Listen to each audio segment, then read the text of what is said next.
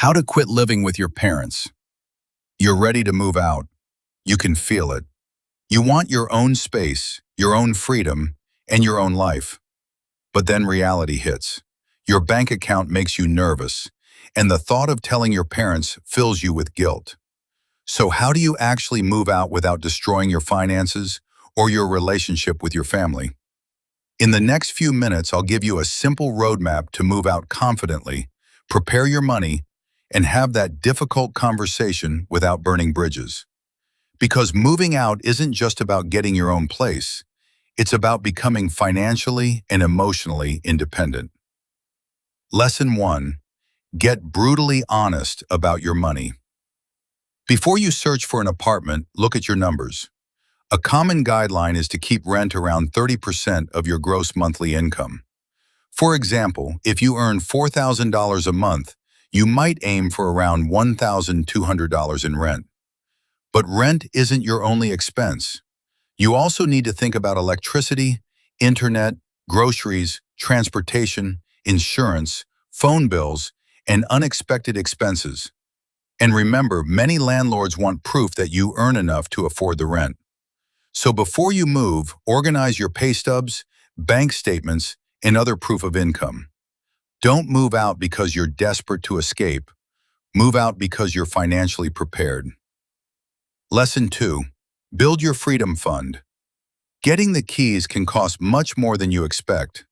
You may need first month's rent, a security deposit, moving costs, utility deposits, furniture, and other fees. That can quickly become thousands of dollars. So create a separate moving out fund. And don't stop there. You also need an emergency fund. Ideally, build enough savings to cover several months of essential living expenses. Why? Because life doesn't always follow your budget. Your car could break down. You could lose hours at work. An unexpected bill could appear. Without savings, one emergency could force you straight back into your parents' house. The goal isn't simply to move out. The goal is to stay out. Lesson 3. Have the conversation with your parents. This might be the hardest part. You may feel guilty. You may worry they'll think you're ungrateful. You may even feel like leaving means abandoning your family. But wanting independence doesn't mean you love your parents less. Choose a calm moment to talk.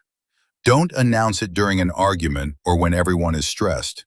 And use positive I statements. Instead of saying, "I need to get out of this house," try, "I'm excited to take the next step toward becoming independent and building my own life." Make it clear that you appreciate everything they've done for you. Their reaction might include worry, sadness, or even resistance.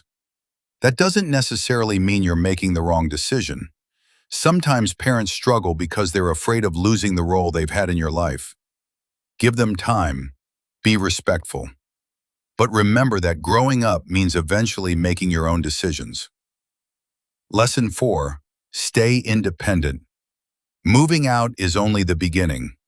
Once you have your own place, you'll need new boundaries.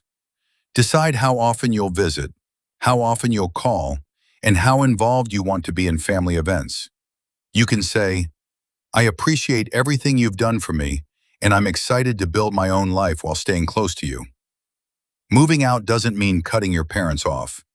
It means changing the relationship. You're no longer living together as parent and child. You're building a relationship as adults. And sometimes a little distance can actually make the relationship stronger because you finally have space to grow, make your own decisions, and become the person you want to be. Here's the truth. You don't need a perfect apartment. You don't need expensive furniture. And you don't need to have your entire life figured out. You need a realistic budget, enough savings, an emergency plan, and the courage to take responsibility for your future. Moving out can be expensive, it can be uncomfortable, and it can be emotional. But independence isn't about running away from your parents. It's about running toward your future.